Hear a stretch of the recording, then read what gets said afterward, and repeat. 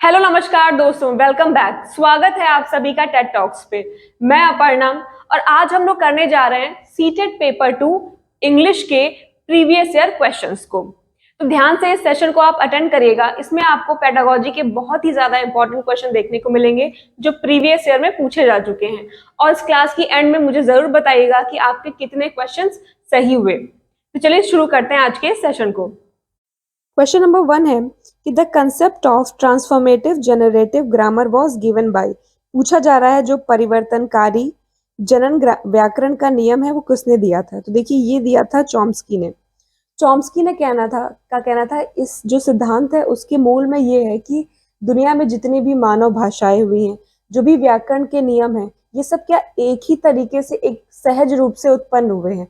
और ये सब कहाँ पाए जाते हैं? ये मानव के मस्तिष्क में अंतर्निहित होते हैं। तो इसमें आपका सही है ऑप्शन नंबर 3 चॉम्स्की। उन्होंने क्या दिया था? ट्रांसफॉर्मेटिव जनरेटिव ग्रामर का कंसेप्ट दिया था। अब अगला क्वेश्चन है कि tag question also refers to. पूछा जा रहा है कि जो टेल क्वेश्चन होते हैं उनको और क्या कहते हैं। देखिए जो टेल क्वेश्चन है उन्हें हम क्या कहेंगे? क्वेश्चन टैग भी कहते हैं।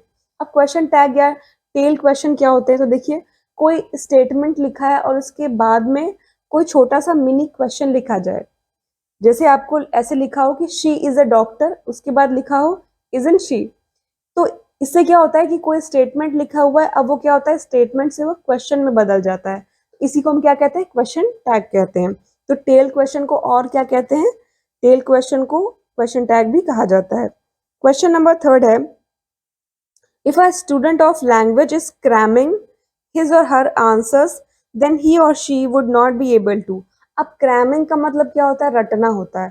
तो जब मैंने आपको टैग वर्ड करवाए थे तो बताया था कि ये क्या है? एक नेगेटिव टैग वर्ड है। अब इस हिसाब से देखिए कौन सा आंसर सही होगा इसमें कि पूछा क्या जा रहा है?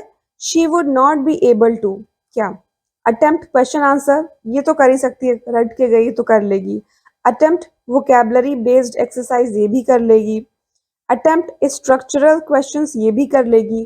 फोर्थ है अटेम्प्ट क्रिएटिव राइटिंग। तो अगर आप रट के जाओगे तो आपकी क्रिएटिविटी तो जीरो हो जाएगी। तो वो क्या करने में अटेम्प्ट करने में जो है नहीं कर पाएगी, वह कोई भी क्रिएटिव राइटिंग वो नहीं कर पाएगी। तो इसमें आपका ऑप्शन नंबर 4 सही है। क्वेश्चन नंबर 4 है, देखिए आपका दिया हुआ during reading if a student is piecing information together as they read a text keeping a track of what is happening he she is। अब देखिए क्वेश्चन क्या कह रहा है कि अगर कोई स्टूडेंट है और वो जब पढ़ रहा है, पढ़ने के दौरान क्या कर रहा है? वो जितनी भी इंफॉर्मेशन है उन सबको गैदर कर रहा है, उनको इकट्ठा कर रहा है, उसका एक टेक्स्ट बना के रख रहा है। तो इसमें क्या कर रहा है? तो देखिए इसमें क्या कर रहा है वो, इसका मतलब है कि वो सिंथेसाइजिंग कर रहा है। मतलब क्या है कि वो जो भी टेक्स्ट पढ़ रहा है, जो भी नए नए जो है इंफॉर्मेशन पढ़ रहा है, उन सबको क्या करना, जब आप अलग अलग तरह के डिफरेंट आइडियाज को गैदर करते हो, एक जगह इकट्ठा करते हो, जिससे क्या हो एक नया आइडिया बन सके, तो उसे हम क्या कहते हैं? उसे हम कहते हैं सिंथेसाइजिंग। तो इसमें आपका क्या सही होगा?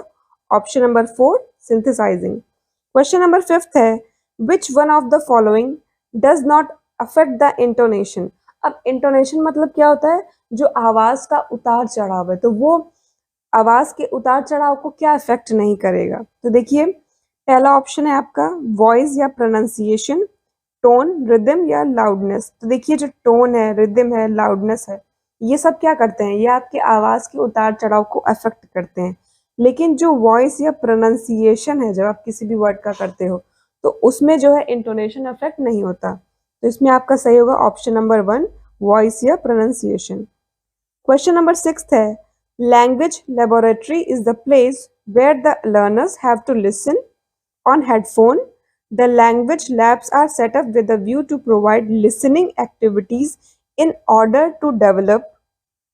अब कहा जा रहा है कि लैंग्वेज लेबोरेटरी है जहाँ पे जो है लर्नर्स बैठते हैं, हेडफोन लगाते हैं। पूछा जा रहा है इसे क्यों डेवलप किया गया कि एनालिसिस हैबिट डेवलप हो सके, स्पीच हैबिट डेवलप हो सके, क्रिटिसाइजिंग हैबिट हो सके या लिसनिंग एक्टिविटीज हो सके। तो देखिए ये जो किया जाता है लर्नर्स को जो लैंग्वेज लेबोरेटरी में बिठाया जाता है वो इसलिए किया जाता है कि उनकी क्या डेवलप हो सके?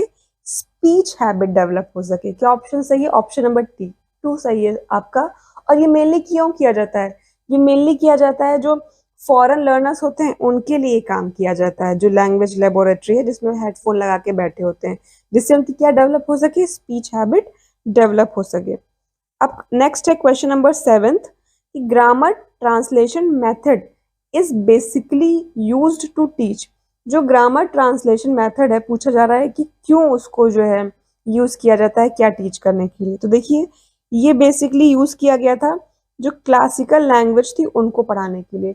ये एक ओल्ड मेथड है जो यूज किया जाता था बेसिकली जो भी डेड लैंग्वेज है या ट्रेडिशनल लैंग्वेज है उनको पढ़ाने के लिए ये यूज किया जाता था। तो इसमें आपका सही है ऑप्शन नंबर 4, क्लासिकल लैंग्वेज।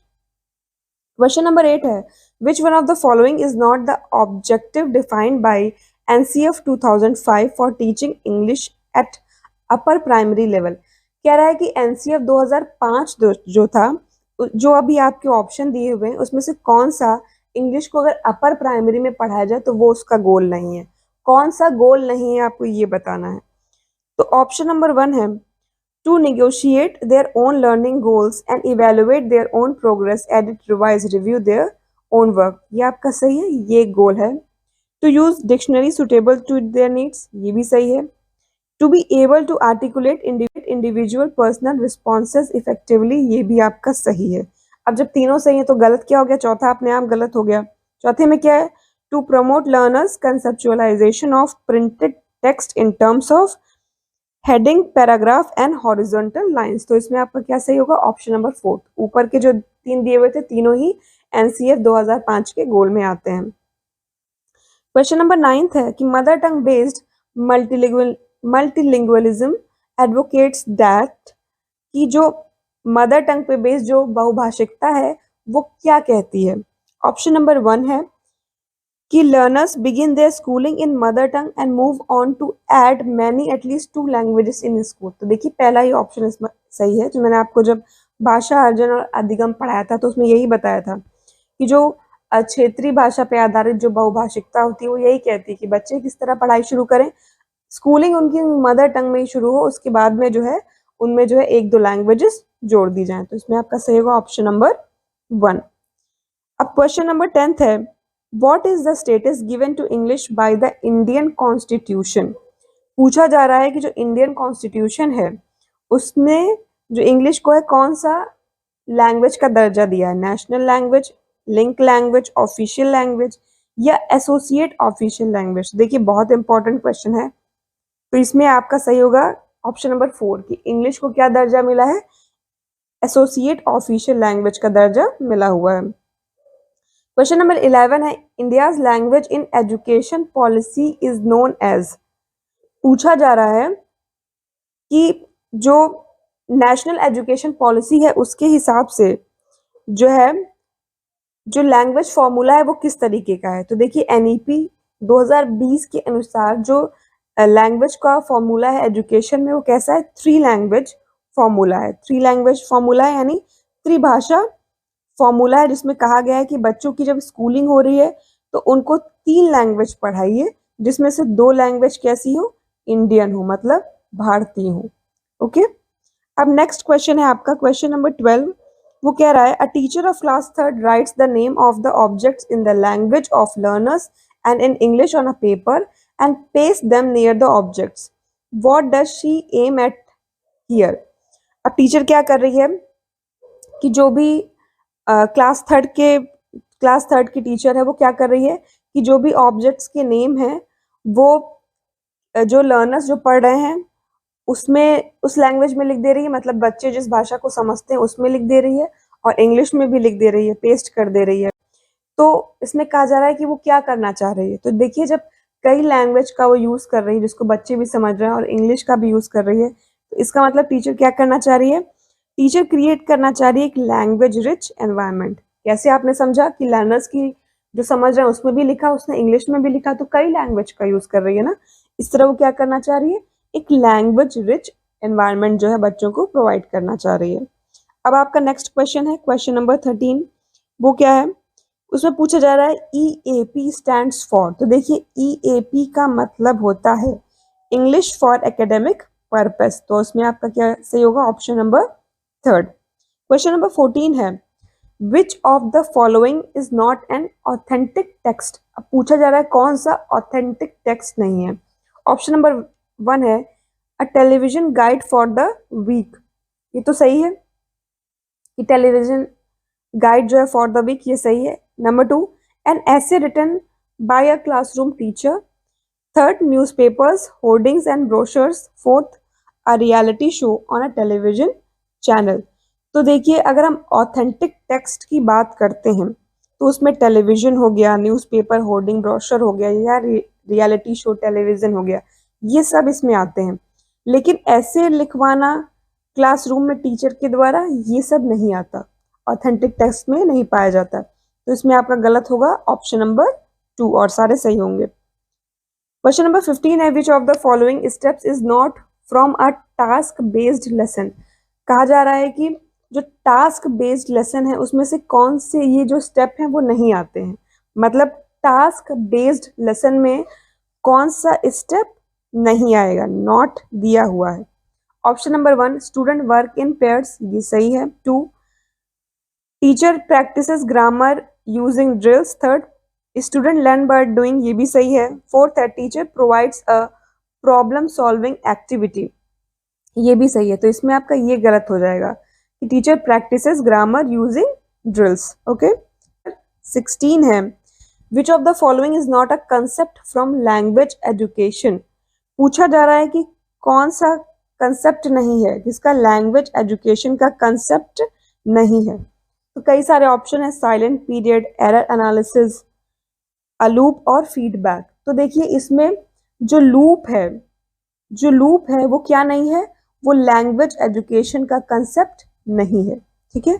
इसके अलावा जो आपका साइलेंट पीरियड है, तो साइलेंट पीरियड हाइपोथेसिस क्या होती है, एक ऐसा विचार है जब एक भाषा सीखी जाती है तब एक ऐसा पीरियड होना चाहिए जहाँ पर लर्नर किसी भी भाषा का उपयोग नहीं करे और शिक्षक क्या करे, जो भी फीडबैक हैं, एरर हैं, उन सबको क्या करे, उसको दूर कर दे। तो silent period, error analysis, feedback, ये सब क्या होंगे, लैंग्वेज एजुकेशन के कंसेप्ट में आएंगे, पर लूप जो है वो नहीं आएगा। क्वेश्चन नंबर 17 है 3 लैंग्वेज फॉर्मूला इज। पूछा जा रहा है 3 लैंग्वेज फॉर्मूला क्या है। तो हम पढ़ चुके हैं कि 3 लैंग्वेज फॉर्मूला क्या है, ये है a language in education policy for school education. तो इसमें आपका सही होगा ऑप्शन नंबर 1।